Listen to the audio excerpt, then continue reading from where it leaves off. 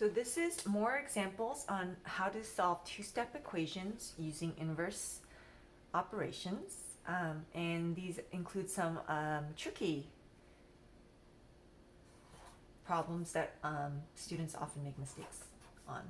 So they're a good set to include in your notes and redo, with covering up the work and seeing if you can redo it again, in a week. All right, so this is the problem we want to solve. So the first thing is we're solving for g, and so we need to check for the solving order. So you should know what the solving order is, and that is PEMDAS backwards. So subtraction and addition first, then multiplication and division. Let's do that. Division and multiplication, then exponents, then parentheses. And we're going to check first if there's any subtraction or addition. Now, immediately, the mistake that gets made is that people think that this is a subtraction, but it's not. Pause the video and see if you can figure out how to really do this problem. I'm going to assume you did that. The reason why this does not count as subtraction is because you have to do anything that's subtracted and added to g, but this negative sign is part of g. So there's really an invisible -1 there. In fact, switch up colors.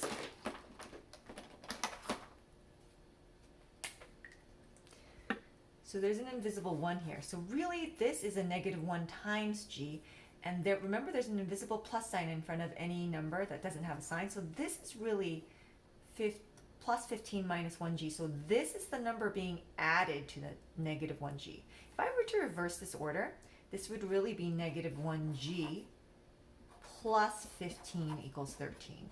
And that might be a technique you want to use. Anytime you see a variable afterwards, you might want to just move it to the front.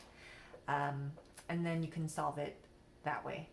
I am going to push this aside for a second, and I'm just going to do it as if this were the way I'm going to keep it, and I'm not going to mess with order so that you know how to do it this way as well. All right, so I need to look for whatever's being subtracted or added to the -1g, and that's actually the plus 15. This is being added to the -1g. So I'm going to get rid of a positive 15, and what's the opposite of positive 15? You guessed it if you said -15. So you're going to have to do that on this side, and you're also going to have to do it to the other side. That cancels out. 15 minus 15 is 0. This is -1g equals 13 minus 15 is -2. The next thing I'm going to look for is that there's no more subtraction or addition, so is there anything being multiplied or divided with the g? Well, yes, it's that -1 I need to get rid of. So I'm going to get rid of a -1 times g, and the opposite of multiplication is division, so I'm going to divide by -1 on both sides. -1 divided by -1 cancels out. That's a g. -2 divided by -1 is 1. So the answer to this is g equals 1. If I want to check, I would plug that 1 back into the original problem and see if it works. So I'm checking. I plugged in 1 for g. So 1 times 1 is 1. 15 minus 1 is 14. So that immediately tells me that I made a mistake, right? Now, if that happens, you need to go back to the beginning and either redo the problem or see if you can find the mistake. So my problem was 15 minus 1g equals 13. And then I subtracted 15, so I got -2. That's right. And I divided by -1, and then I wrote that -2 divided by -1 was 1. Do you see the mistake? So this is the line at which the mistake first appears. So if I were to ask which step the mistake is in, it would be, this is the original problem, this is step 1, and this is step 2. So the mistake would be in step 2. So this should actually be g equals 2, not 1. So let's check that answer. So the actual answer is g equals 2. I'm going to check that. So it's good to include your work and not erase this, by the way, if you make a mistake. So it's good for me to see that you know how to fix your mistakes. All right, so I'm going to check if this is right. 1 times 2 is 2. 15 minus 2 is 13. So that is what the number is on the other side. So that works. And so my answer g equals 2 is correct. All right, so let's try a new example.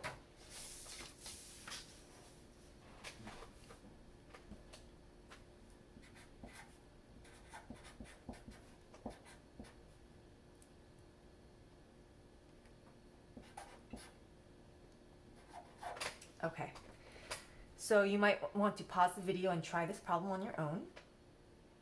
I'm going to assume you did that, and I'm going to write the order of solving as SADMET. And the first thing I'm looking for is addition and subtraction. And now I'm looking for it on the side with the variable, and here's the variable on the right hand side. So I'm going to go ahead and switch that around so that it's on the more normal side. And again, I'm going to notice that the variable kind of looks funny here. So if you want, you can fix it so it's in the front, and you might want to pause the video and see if you can do that.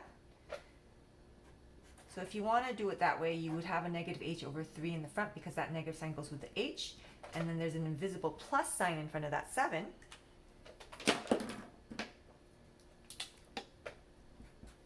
And you would switch that around to the back, and then you would end up getting plus 7 equals 34. And you might find it easier to solve it this way, so you can go ahead and do it that way if you like. I'm going to go ahead and do it this way because you don't always get the, you can't always set it up like this in Algebra 2. So I'm going to do it this way. All right, so I'm looking for subtraction or addition, and the thing that's being subtracted or added to h is not this negative sign. This negative sign is actually an invisible negative 1 times h. So that counts as multiplication for the negative sign. The plus 7 is what's being added or subtracted. So I'm going to subtract that positive 7 and cancel it out, and this is going to end up being 30 minus 3, which is 27. I'm going to write that as negative 1 times h on the top of the fraction. And then it says anything that's being multiplied or divided I need to get rid of. Okay, so I see a negative 1 being multiplied, and I see a 3 being divided. So I'm going to first get rid of the divided by 3, although you can do either one. So I'm going to multiply both sides by 3, get rid of the divided by 3, so that's negative 1 times h. 27 times 3, 21, 6, 81, I believe. And then I'm going to divide both sides by negative 1.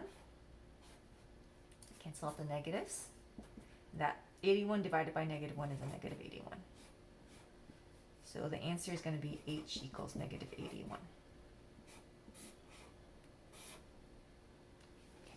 And you can check that if you want. All right. Let's try another problem.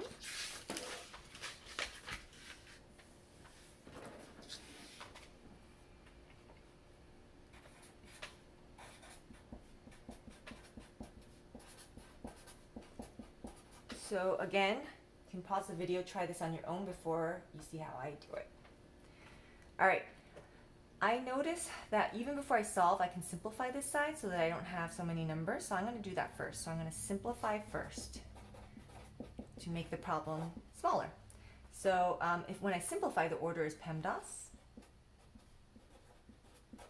So parentheses first, so 2 plus 13 is 15.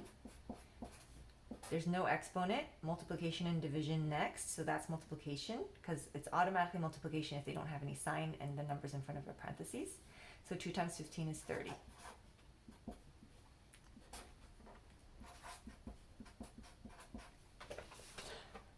The next thing I'm going to do now is solve. And now I'm going to do the opposite order of simplifying, so SADMEP. So I'm looking for what's subtracted or added to the variable. So in this case, it's that plus 14. So I'm going to subtract 14 from both sides.